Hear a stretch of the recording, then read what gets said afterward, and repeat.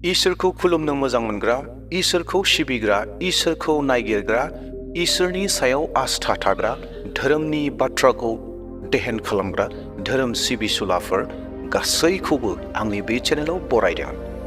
अनजाग्रा प्रियफोर, दिनै गोबां सुबुंफोरनि गोसोनि सोंनायनि फिननायखौ आङो बे भिडिअनि गेजेरजों होनो नागिरदों। सैथो इसोरा सोर? गोबां सुबुंफोरा बे सोंलुखौ खालामो। सैथो इसोरा सोर? बबे सासे इसोरा?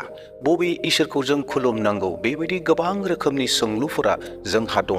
दिनै बे सोंलुनि फिननायखौ आङो बे भिडिअनि गेजेरजों होनो थांगासिनो दङ। जायफोरा इसोर सिबिसुला, जायफोरा इसोरखौ नागिरो, जायफोरा धोरोम सिबिसुला, नोंथांमोननि सोंलुआ दिनै बे भिडिअनि गेजेरजों जोबनानै थांगोन आरो सैथो इसोरखौ मोननो हागोन। दा बेयावहाय भिडिअखौ जागायजेननायनिफ्राय जोबजासिम नायगोन, जेरावहाय नोंथांनि सोंलुनि फिननाया रोखा रोखायै दङ। जोङो सोरखौ सिबिनांगौ? जों उन्दैनिफ्राय मोनसे राव खोनादों, बे जाहैबाय इसोर। नखरनि गिदिर गोलावफोरनिफ्राय जों खोनादों दि इसोरा गोजौआव थायो होनना, आरो बे इसोरा गोबां बोलोगोरा। बे इसोरानो जों गासैखौबो सोरजिदों, आरो जों जुदि सुबुं माहारिफोरा माबाफोर पाप मावोब्ला बे पापनि साजाखौबो बे इसोरा होयो। अब्ला बे इसोरालाय सोरथो? जायहा मन्दिराव थाग्राया ना बै अख्रांनि गोजौआव थाग्राया? जेब्ला इसोरा सासेयानोल'बा बे सासे इसोरानो मन्दिरावबो आरो बै गोजौआवबो थायो, बे माबायदि सम्भब जाथावगौ?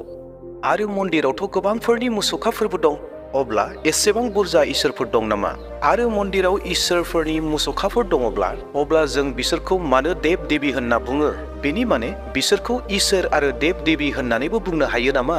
आरो मन्दिराव दोननाय मुसुखाफोराव जुदि इसोरा थायोब्ला अब्ला जोङो तुलसि दंफां, फाख्रि दंफां आरो माखासे दंफांफोराव मानो खुलुमो? अब्ला बै दंफांफोराबो इसोर नामा? माखासेफोरा गंगा, जमुना, नर्मदा, ब्रह्मपुत्र दैसाखौ मानो खुलुमो? बेफोरबो इसोर नामा? गोबांफ्रा नख्राङाव थानाय अखाफोर, सान, हाथरखिखौ खुलुमो। बैफोर नख्राङाव थानायफ्राबो इसोर नामा? जुदि बेफोर नुनाय मानियानो गासैबो जुदि इसोरब्ला बेफोरथ' जोंनि साखाथियावनो दङ, अब्ला जोंनि नखरनि मानसिफ्रा जोंनो बेखौ मानो बुंदोंमोन जे इसोरा गोजौआव थायो होननानै? दङना गोसोआव गोबां गोनो गोथो दायो? दा माबायदि मोनथिनो हाबावगोन सैथो इसोरा सोर आरो जोङो सोरखौ खुलुमनांगौ सिबिनांगौ माबायदि मोनथिबावगोन? थौ अब्ला जोङो मोनसे सल'नि गेजेरजों बाथ्राखौ बुजिदोनि। सासे आइजो दङमोन, इसोर सिबिसुलि, जायहा सानफ्रोमबो नेमखान्थि बायदियै खुलुमहैयोमोन। फुं आरो मोनाबिलि इसोरखौ न'आव खुलुमो। बे आइजोहा 17 बोसोर बैसोनि गथ' दङमोन, आरो बियो सानफ्रोमबो गावनि बिमाखौ इसोर खुलुमनायखौ नुयोमोन। अब्ला गथ'आ सानसेखालि बिमानियाव ओरैहाय सोंबाय, आयै, हिन्दु धोरोमाव इसोरफोरा मानो एसेबां दं? ख्रिस्टियान आरो मुस्लिमनियावथ' सासेल' इसोर दं। बै समाव बिमाया गथ'नो फिननाय होनायसै जे गथ', हिन्दु धोरोमावनो गासैबो इसोरफोरा दङ आरो बिनो सैथो इसोरा। गथ'आ बिमाखौ बुंफिननायसै, आयै, इसोराथ' सासेल'सो थानांगौना। जुदि एसेबां बुरजा इसोर दङब्ला बै बुरजानिबोथ' खर' थागोन ना। अब्ला बै दैदेनगिरिया सोर? जेरैहाय जोंहा मोनसे नखर दङ आरो मोनसे नखराव गोबां मेम्बार्सफोर थायो, आरो बे गासै मेम्बार्सफोरनि सासे हेड थायो, जाय व्यक्तिखौ जोङो नखर दैदेनगिरि होनना बुङो। अब्ला बै गासै इसोरफोरनि दैदेनगिरियालाय सोरथो? बै समाव बिमायाबो सिन्था जाबाय आरो गावनि फिसाज्लानि सोंनायनि फिननायखौ होनो हायाखसै। आरो बिनिखायनो जेब्ला बिमाया गावनि गथ'खौ बुङो मन्दिराव थां, इसोरखौ खुलुमहैथां होनोब्ला गथ'आ माना खालामो? मन्दिराव थांनायनि उनाव आङो एसेबां जे गोनो गोथो जायो, गोसोनिफ्राय सोर सासे इसोरखौ खुलुमगोन होननानै जायो। बेखायनो गथ'आ गोसोआव मोन्दांथि जायो जे आङो मन्दिराव फैनाया ओरैनो टाइम पास खालामनाय जायो होननानै। बेनिखायनो गथ'आ मन्दिराव थांनो मोजां मोना। बेनिखायनो गथ'आ बुङो जे आङो गिर्जायाव थांनाया साबसिन, जेरावहाय सासेल' इसोरखौ खुलुमनो थाखाय आंनि गोसोखौ होनो हायो। बिमाया गथ'नि बेबायदि रावखौ खोनानानै गोसोआव गोबां लोरबां जाबाय, आरो बिमाया बै समाव मोन्दांथि मोनबाय जे आंनि गथ'आ सासे नास्तिक जानो थांगासिनो दङ होनना। दिनै जोङो साखाथि फाखाथि नायोब्ला बे जेंनाया साफ्रोम बिमा बिफाफोरनि, मानोना दिनैनि लाइमोनफोरा आत्मिक जिउनि गोबां गोजानाव दङ। आरो बिनिखायनो दिनै बुहुमाव गोबां मानसिफ्रा बेखौनो बुङो जे हारे इसोर सिसोर बाद हो, मोनसेल' जिउ मोनदों, जागोन, रंजागोन, गासैखौ खालामगोन, पार्टि मस्ति खालामगोन, आरो बेयो मोनसे नेचार बायदि जाबोबाय। आरो बे जानायनि जाहोनफ्रा बोरैबा जोंनो होननानै जोङो बुंनो हागोन, मानोना जों गोबां बिमा बिफाफोरा गावनि गथ'फोरनो जाबायदि इसोरनि बिसय, इसोरनि महरखौ जों मोनथिहोनांगौ बेखौ जोङो मोनथिहोनो हायाखै। मानोना गोबां बिमा बिफाफोर दङ जायफोरा इसोरा सोर गावनो थारैनो मोजाङै मोनथिजोबा। इसोरालाय सोरथो? बेखिनियावनो मोनसे सल'आ गोसोआव फैदों। सासे ब्राह्मण दंमोन। ब्राह्मणनि फिसाज्लाया गोब्राब बेराम जाबाय। बियो गावनि फिसाज्लाखौ डक्टरनिसिम लानानै थांबाय। डक्टरा नायनानै बुंबाय जे बिखौ केबल इसोराल'सो बासायनो हासिगोन होननानै। जोंनियाव बिनि थाखाय ट्रिटमेन्ट गैबावलिया होनना डक्टरा बुंनायसै। ब्राह्मणा सासे श्री कृष्ण भक्तमोन आरो बियो बै समाव श्री कृष्णखौ फुजा खालामनो हमजेनबाय। साननैनि थाखाय श्री कृष्णखौ फुजा खालामबाय थाबाय। साननैनि उनाव साखाथिनि मानसिया बेबायदि बुंफैबायदि, हारे नों माब्लानिफ्राय श्री कृष्णखौ फुजा खालामगासिनो दङ? बेबायदि सम आरो परिस्थितियाव श्री कृष्णखौ फुजा खालामनो नाङा। ब्राह्मणा बुंफिननायसै, अब्ला माथो खालामनांगौ?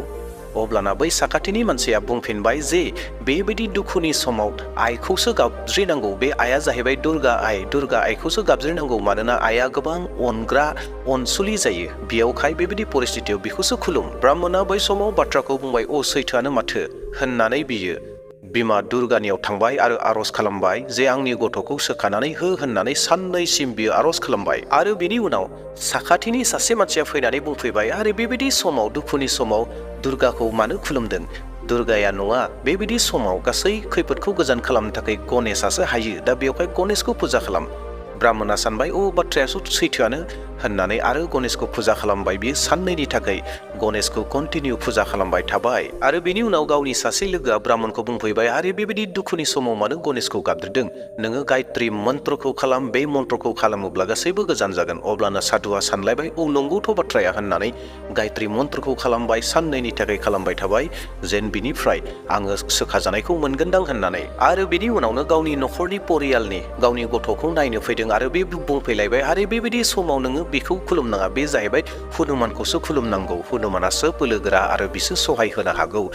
हनुमान चालिसाखौ खालाम, बेखौ फराय, अब्लानो गासै दुखु खैफोदफोरा जेंनाफोरा गोजान जागोन। अब्लाना बियो आरोबाव खालामलायबाय। बै समावनो ब्राह्मणनि हिन्जावनो सोरबा बुंनानै होबाय जे खाथियाव सासे कबिराजि फैदों होननाय। कबिराज बाबा फैदों आरो बे बाबानि खाथियाव लां, अब्लानो गाजोबगोन होननानै।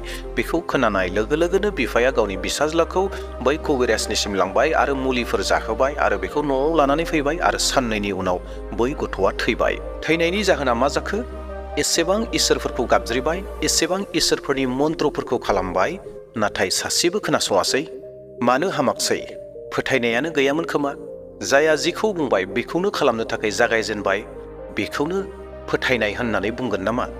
जेराव जोङो फोथायनांगौ बै फोथायनायानो सैथो नङाब्ला, अब्ला जोङो बै फोथायनायनिफ्राय मा मोनगोन? बिनिखायनो इसोरखौ गोसोखांनायनि उनावबो गोसोआव बहाबा नङा बहाबा एसेब्लाबो सन्देहआ थायो। आंथ' गासै बाथ्राफोरखौ इसोरनो खोन्थाबाय आरो इसोरखौ गोसोआव लाबोबाय, नाथाय इसोरा आंनि आर'जखौ खोनासंदोंना खोनासङाखै बेखौथ' जोङो फोथायनाय होननानै बुंनो हाया।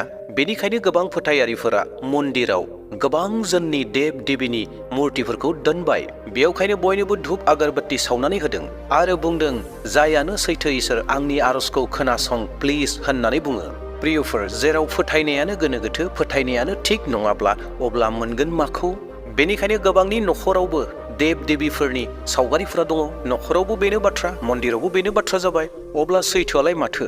सैथोखौ मोनथिनाया गोबां गोनांथिथार। माखासे सुबुंफोरा बुङो मिथिंगायानो इसोर होनना, माखासे फोथायारिफोरा बुङो आत्मायानो परमात्मा, माखासे फोथायारिफोरा बुङो ब्रह्मआनो इसोर, माखासेफोरा बुङो जेरावबो इसोर दं, बेनि माने इसोरा जेरावबो थानो हाग्रा आरो मोननो हाग्रा। आरो माखासेफोरा बुङो बे इसोरहा मुं गैया, महर गैया, मुस्रि गैया। आरो माखासेफोरा बुङो बे देब देबी गासैबो बिसोरनो परमात्मा, बिसोरनो इसोर। आरो माखासेफोरा ओरैबायदिबो बुंग्रा दङ, इसोर होननाय जेबो गैया, इसोर गैया होननानै। आरो जुदि थारैनो इसोरा दंमारोब्ला फोरमान हो होननानै बुङो। एसे साननानै नायनायसाय, जेब्ला इसोरनि सोमोन्दै बेफोरबायदि गोबां बाथ्राफोरखौ जोङो खोनागोन, अब्ला गोसोआव जोंहा मा जागोन? गोसोआव निस्सय मोनसे कनफिउसा फैगोन, जागोन ना जाया? आरो जोंबो बेयावनो सानगोन जे थारैनो सैथोआ मा बैफोर गासैबो सैथो ने? बैफोरनि गेजेराव सोरबा सासेया सैथो दङ ने?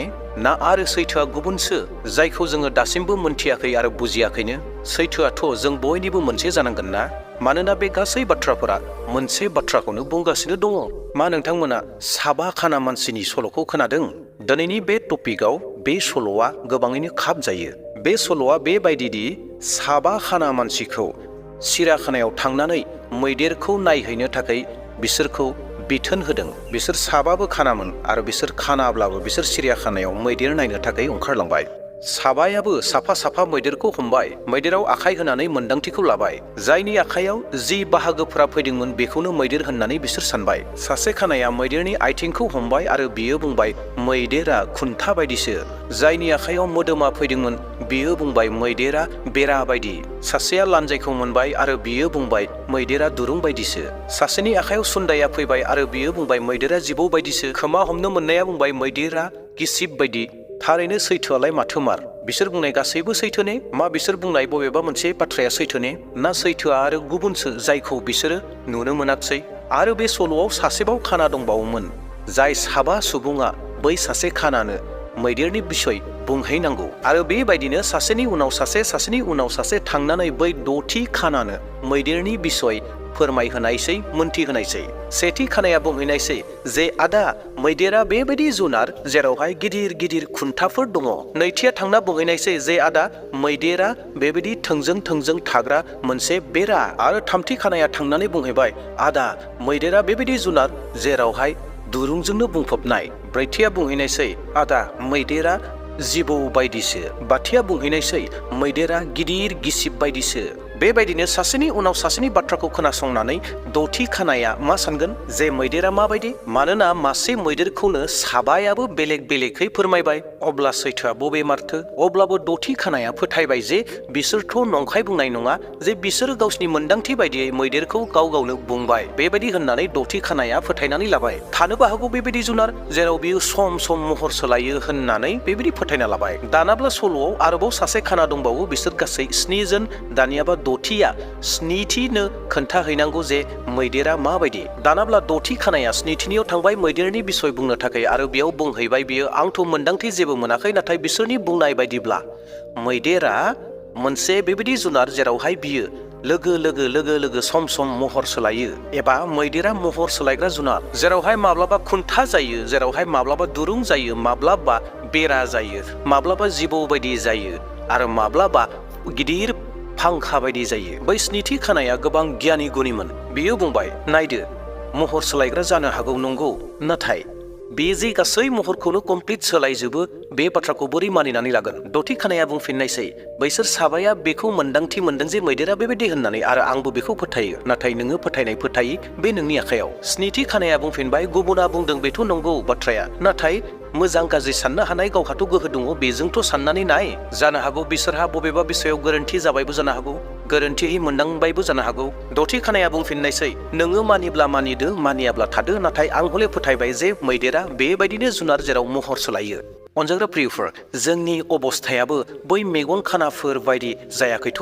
गोदो गोदाय मानसिफोरा गावनि मोन्दांथिजों इसोरखौ खुलुमदोंमोन, सिबिदोंमोन आरो इसोरनि गोबां गुनफोरखौ अनुभब खालामदोंमोन आरो बै मोन्दांथिफोरखौनो बै गोदोनि गेदेमा मानसिफोरा मानसिफोरनो फोरोंनो हास्थायदोंमोन एबा फोरोंदोंमोन। सोरबाया मिथिंगायाव माबा मोनसे मोन्दांथिखौ मोनदोंमोन, बेखौनो मिथिंगाया इसोर होननानै बुंबाय। सोरबाया आत्मा ध्याननि गेजेरजों माबा मोनसे सान्थिखौ मोननो हाबाय, आत्मायानो परम आत्मा होननानै बुंबाय। सोरबाया जेरावबो अनुभबखौ मोनबाय, बेखौनो इसोरा जेरावबो दं होननानै बुंबाय। सोरबाया महर गैयैयाव माबा मोनसे मोन्दांथि मोनबाय, बेखौनो बुंबाय इसोरा महर गैया होननानै। सोरबाया मिथिंगायाव माबा मोनसे मोनबाय, मिथिंगायानो इसोर होननानै सोरबाया फोरोंबाय। अब्ला सैथोआलाय माथो? अनजाग्रा प्रियफोर, दानाब्ला फैदो जोङो सैथो इसोरखौ मोनथिनायनि समा फैबाय। प्रियफोर, जि इसोरखौ सारा पृथिबिया खुलुमो, जि इसोरखौ हारि माहारि जाति माहारि गासैबो खुलुमो, बिसोर इसोर जायो। इसोरा बबेबा मोनसे हारिनि थाखाय नङा, बबेबा मोनसे जातिनि थाखाय नङा, बबेबा मोनसे फोलेरनि थाखाय नङा, बबेबा मोनसे हादरनि थाखाय नङा। इसोरा बयबो बुहुमनाङैनि, बुहुमनि सुबुंनि थाखाय, बयनिबो थाखाय जागोन। आरो बेनो मोनसे इसोरनि गिदिर गुन, जेरावहाय सारा पृथिबिनि मानसिया खुलुमगोन, सिबिगोन। बेनो सैथो इसोरा। आरो बे सैथो इसोरनि मुङानो जाहैबाय जिसु ख्रिस्ट, जाय इसोरनियाव पाप निमाहा होनो हानायनि मोन्थाय दङ, जाय इसोरनियाव सोरगो रायजोआव लांनो हानायनि मोन्थाय दङ, जाय इसोरनियाव जिउ होनो हानायनि आरो सोरजिनो हानायनि मोन्थाय दङ। बे मुङानो जिसु ख्रिस्ट। गोथार बाइबेल सिरिया बेखौ बेबायदि बुंदों, थोनहरजानाय 4 बालाब 12 सिरि, पापनिफ्राय गहोजानायखौ बेजोंल' मोननो हायो। बिखौ नागारनानै जोंखौ पापनिफ्राय बासायनो हानाय गुबुन मुं संसाराव गैबावलिया। आसा खालामदों साफ्रोम नायगिरि नोंथांमोनहा जायफोरहा बे बिषयाव गोबां सोंलुफोर दङमोन, सैथो इसोरा सोर होननानै सोंलु दङमोन, बे सोंलुआ दिनैनिफ्राय जोबनानै थांसिगोन। मानोना नोंथाङा जागायजेननायनिफ्राय जोबजासिम नायबाय आरो बाथ्राखौ मोनथिनो हाबाय। सैथो इसोरा सोर? बेनो जाहैबाय जिसु ख्रिस्ट'। जायहा जिसु ख्रिस्ट'खौ फोथायगोन बियो बासायजागोन आरो गासै पापनिफ्राय निमाहाखौ मोननो हागोन। दे अब्ला प्रियफोर, दिनैनि भिडिअखौ बेसेयावनो दोनथ'नो हास्थायबाय। दोननायनि सिगाङावनो खावलायनो हास्थायदों, आंनि चेनेलाव सोरबा गोदान फैदोंब्ला साबस्क्राइब खालामगोन आरो लोगोसेयैनो मोनसे लाइक होनानै गालांगोन। नोंथांनि लाइक होनाया आंखौ गोबां थुलुंगा होयो गोदान गोदान भिडिअ लाबोनो थाखाय। आरो लोगोसेयैनो बे बाथ्राफोरखौ गुबुनाबो मोनथिथों होननानै सानोब्ला नोंथाङा मोनसे शेयार खालामनानै होगोन, जे गुबुनाबो बेफोर बाथ्राफोरखौ मोनथियो। दे अब्ला दिनैनि थाखाय बेसेयावनो दोनथ'बाय। प्रेज द लर्ड, हालेलुया, जय मसीह होनना आंनि भिडिअखौ बेसेयावनो दोनथ'बाय। Thank you.